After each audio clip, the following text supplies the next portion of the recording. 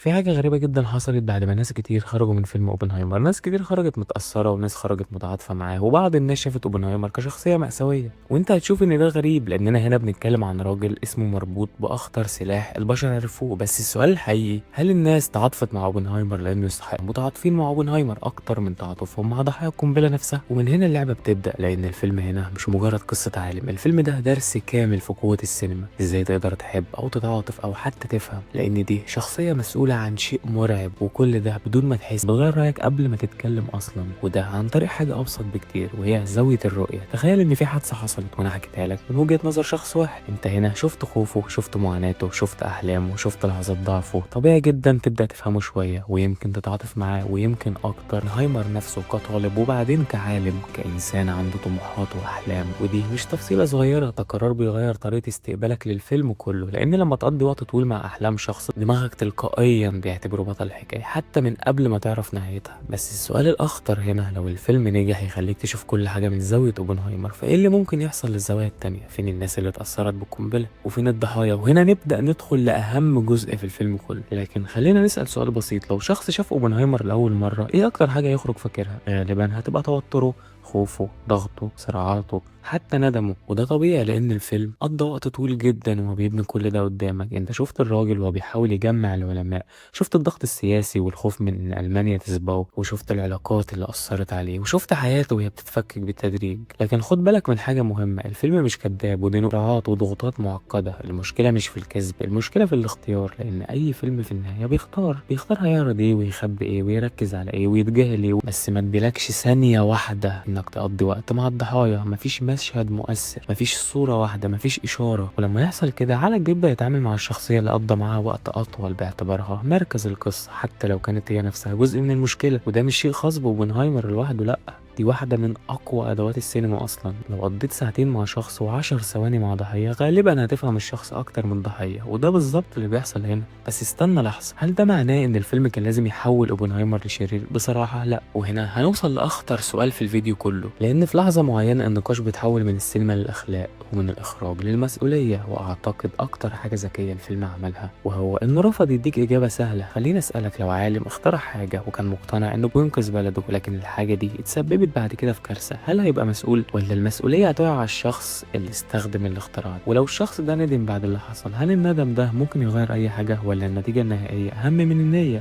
شوف، احنا كبشر بنحب الاجابات الواضحه، بنحب البطل، بنحب الشرير، بنحب ناصر الدسوقي، لكن غالبا الواقع اعقد من كده، واوبنهايمر مثال ممتاز على التعقيد ده، لانك تقدر تشوفه كشخص ساعد في انهاء الحرب وفي نفس الوقت تقدر لا، ما اختفاش وما انسحبش من المشهد بالكامل وما تحولش فجاه لراهب، لا، استمر في الشغل سنين جوه المؤسسات الامريكيه، وده لا يثبت انه شرير ولا يثبت انه بريء، بس ده بيخلي سؤال الندم اصعب بكتير، لاننا بنحب فكره الشخص اللي بيكتشف غلطه وبيرجع عنه وبيقتنع انهم مع الطرف الصح. وهنا بنوصل لفكرة اخطر من اوبنهايمر نفسه، فكرة ان كل طرف تقريبا مقتنع انه البطل. وفي رأيي اخطر فكرة في اوبنهايمر مش القنبلة ولا الانفجار ولا الندم، اخطر فكرة هي شيء اقدم من كل ده، فكرة ان البشر دايما بيقتنعوا انهم الطرف الصح. بص فكر فيه، على مدار التاريخ كل طرف شايف نفسه البطل وكل طرف عنده قصة يقنع بيها نفسه، وده شيء مرعب لان اغلب الكوارث الكبيرة في التاريخ ما كانتش بسبب ناس صحيت الصبح وقالت تعالوا نعمل شر، لا، كانت بسبب ناس مقتنعة انها بتعمل الصح او على الاقل الشيء الضروري. وهنا بيبدأ اوبنهايمر يتحول من قصة عالم الى قصة بشر، لان المشروع النووي نفسه اتبنى على فكرة بسيطة، لو ما عملناش احنا هنعمل. والخوف هنا واحد من اقوى المشاعر، اقوى المشاعر اللي ممكن تخلي البشر تاخد قرارات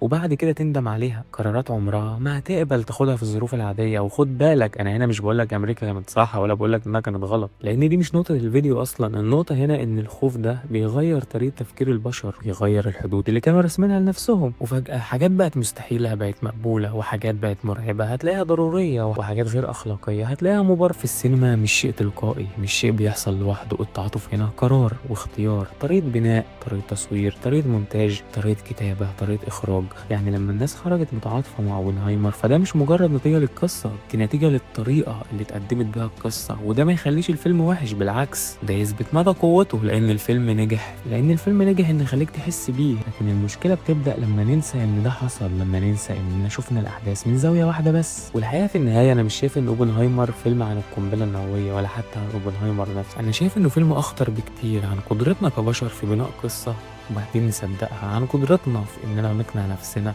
بحاجه وان الحاجه دي هي الشيء الصحيح، وعن قدره السينما اننا نتعاطف مع اي شخص تقريبا، اي شخص هنقعد معاه وقت كفايه نتعاطف معاه. وعشان كده السؤال الحقيقي مش ان هو اوبنهايمر هل هو بطل ولا لا، هل هو شرير ولا لا، بس السؤال الحقيقي لو الفيلم بدأ من وجهة نظر الضحايا، لو الفيلم بدأ بقنبلة وقعت على ناجازاكي أو هيروشيما، هل كنت هتحس بنفس الشيء؟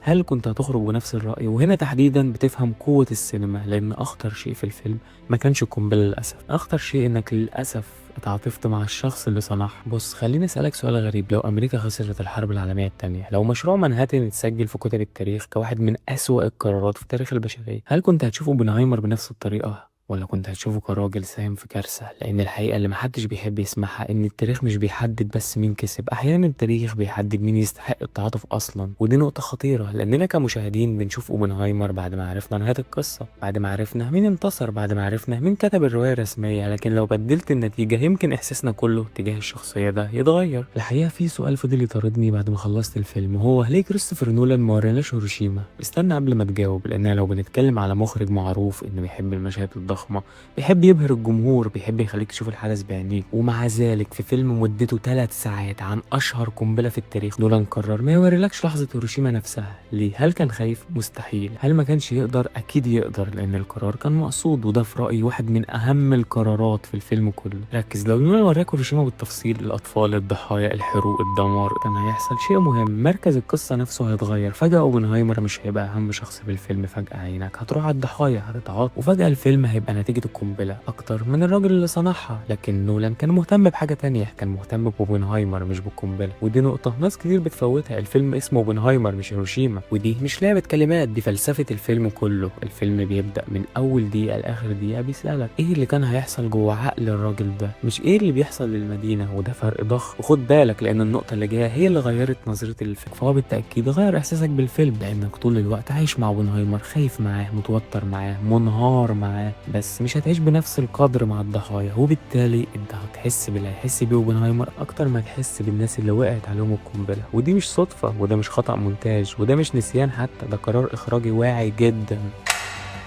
نولان تقريبا بيقولك انا مش بصور الكارثه، بيقولك انا بصور الراجل اللي عاش في ظلها. وعشان كده بدل ما نشوف هيروشيما بنشوف شيء اهم للفيلم كله، بنشوف اوبنهايمر وهو بيحاول التعايش مع اللي حصل، بنشوف الذنب والخوف والشك والانهيار. لكن هنا بقى السؤال الاخطر والاهم، هل عدم اظهار هيروشيما خلانا نفهم اوبنهايمر اكتر؟ الغريب ان بعد كل الكلام ده انا شايف ان اخطر مشهد في الفيلم كله مش مشهد الانفجار ولا الاختبار ولا اي مشهد فيه نار او دمار. اخطر مشهد هنا هو التسقيف لاوبنهايمر، التسقيف بعد نجاح القنبله. اوبنهايمر بيدخل القاعه، الناس سعيده والناس بتحتفل والناس فاكره انهم انتصروا، ولو بصيت على المشهد بشكل سطحي هتشوف احتفال عادي، بس لو ركزت هتشوف ان نولان بيعمل حاجه عبقريه، لاننا مش بنشوف المشهد زي ما هو، احنا بنشوفه من داخل عقل اوبنهايمر. الصوت بيتغير، الوجوه بتتشوه، الجو كله بيبقى غريب، وكأن الفيلم بيقول لك ده كان بدايه الكابوس بالنسبه له، لانه كان مهتم يعرض حاجه تانية، وهي مش الكارثه لا، لكن اللحظه اللي بدأ فيها الانسان يدرك حجم الكارثه. وخد بالك دي نقطه مهمه جدا، لان اغلب افلام الحرب بتخليك تشوف الرعب، اما هنا الفيلم بيخليك تشوف الوعي بالرعب، ودي حاجه مختلفه تماما. لكن كل ما فكرت في المشهد ده كل ما رجعت لنفس السؤال، هل نولان كان بيخلي اوبنهايمر ضحيه، بيحاول يخليه ضحيه، ولا كان بيحاول يورينا البشر ازاي عندهم قدره مخيفه على تبرير اي شيء حتى لو الشيء ده هيدمر ملايين الناس ويسرق احلامهم؟ وهنا نوصل للفكره الاخيره، الفكره الاخيره اللي خلتني اشوف اوبنهايمر بشكل مختلف تماما. وفي النهايه انا مش شايف ان اوبنهايمر فيلم عن القنبله ولا عن الحرب، وحتى مش شايف انه فيلم عن اوبنهايمر نفسه، انا شايف انه فيلم عن حاجه اخطر بكتير، عن الطريقه اللي البشر بيحكوا بيها القصص. لانه طول الوقت كنا بنتكلم عن اوبنهايمر، بس الحقيقه السؤال كان عندنا احنا، ليه تعاطفنا معاه وليه فهمناه وليه خرج ناس كتير من الفيلم وهم فاكرين معاناته اكتر ما فاكرين ضحاياه؟ هل لانه اوبنهايمر يستحق التعاطف فعلا؟ ممكن، لكن الاكيد ان السينما لعبت دور ضخم في الاحساس ده، لان السينما عندها قوه غريبه، مش بس انها توريك حاجه، لا، هي تختار انت هتشوف ايه، تختار مين تسمعه، وتختار مين تشوفه، وتختار مين صوته بعيد، تختار مين تقضي معاه 3 ساعات، ومين يظهر لثواني وبعد كده يختفي. وعشان كده انا مش مهتم اطلع من الفيديو ده بحكم نهاية على اوبنهايمر، مش مهتم اقول انه بطل ولا حتى انه شرير، لان الحياة الحقيقية نادرا ما بتكون بالبساطة دي. لكن يمكن اهم سؤال خرجت بيه من الفيلم، لو انا كنت مكانه بنفس المعلومات، نفس الخوف، نفس الضغط، ونفس الاحساس ان العالم ممكن ينتهي لو اتأخرت خطوة، ممكن شخص تاني عدو ليك يسبقك يدمر شعبك قبل ما تدمر شعبه، هل كنت اختار بشكل بشكل مختلف، ولا هل كنت همشي في طريقه، ولا كنت هقنع نفسي بنفس الطريقة؟ وده يمكن السبب الحقيقي اللي مخلي فيلم اوبنهايمر فيلم مهم، لانه مش بيحكي قصة راجل صنع قنبلة، لكن بيجبرك تبص في المراية وتسأل نفسك سؤال اصعب بكتير من اي سؤال في الفيلم: هل احنا فعلا مختلفين عنه، ولا الظروف هي اللي بتصنع الفرق؟ ويمكن اكبر غلطة ممكن تقع فيها بعد ما تشوف اوبنهايمر انك تفتكر ان طالما انت فهمت شخص ده معناه انك تبرر افعاله. ده مش حقيقي، في فرق ضخم جدا بين الاتنين، لانك ممكن تفهم شخص وفي نفس الوقت تختلف معاه تماما، ممكن تتعاطف مع معاناته وفي نفس الوقت ترفض قرارات. ودي نقطة السينما بتلعب عليها طول الوقت. خدها عندك والتر وايت مثلا، ملايين الناس حبوا والتر وايت وفهموا دوافعه وفهموا خوفه وخافوا عليه وزعلوا عشانه، لكن ده ما يعنيش ان هم موافقين على كل اللي عملوه. نفس الكلام على مسلسل الاسطوره عن ناصر الدسوقي، انت معاه من اول رحلته، انت ما شفتش كام واحد ناصر قتله، ما شفتش بيته فيه ايه.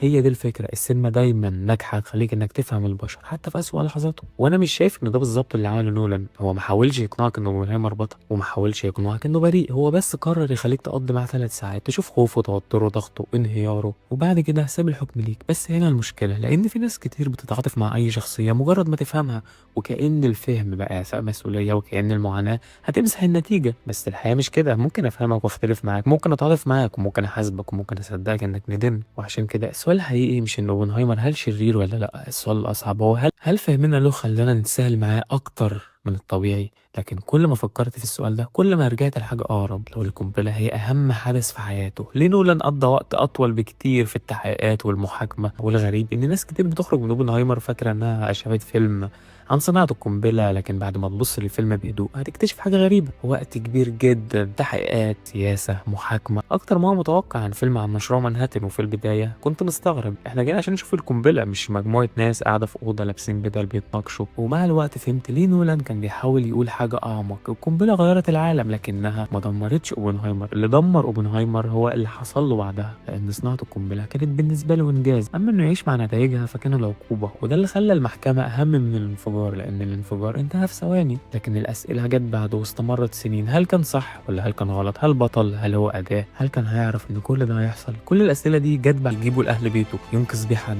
أنت هتتعاطف مع الحرامي وهتدعمه وهتروح معاه، بس لو اكتشفت ان الفلوس اللي سارقها دي ممكن تكون فلوس حاجة مهمة اكبر، هل هتتعاطف معاه؟ طبعا هتتعاطف معاه وهتمشي وراه وهتدعمه. والغريب في الفيلم هنا ان اوبنهايمر حتى بعد كل ده الفيلم ما وصلش لجذوره، ان الفيلم ما وصلش بمطاردة ولا بمعركة. وده يمكن اغرب حاجة نولان عملها. فكر في اغلب الافلام الكبيرة اللي شفتها، في النهاية لازم يبقى في مواجهة، معركة، اشتباك، لحظة حسم، لحظة ينتصر فيها البطل او يخسر. بس هنا الوضع مختلف بشكل غريب جدا. الفيلم كله بيبني نفسه كأنه رايح لمعركة اخيرة، بس المعركة دي عمرها ما حصلت، لان المعركة الحقيقية كانت جوه عقله مش براه. وعشان كده بدل ما الفيلم ينتهي بانفجار او بلقطة انتصار او حتى بلقطة هزيمة، بينتهي بحوار، مجرد حوار. لكن ده من اخطر الحوارات في السينما. هي بترجع لنفس السؤال عن البشر وعن قدرتهم ان هم يصنعوا شيء ومش هيقدروا يسيطروا عليه. بس كده حابب اخوك، لو عجبك الفيديو اعمل لايك وسبسكرايب.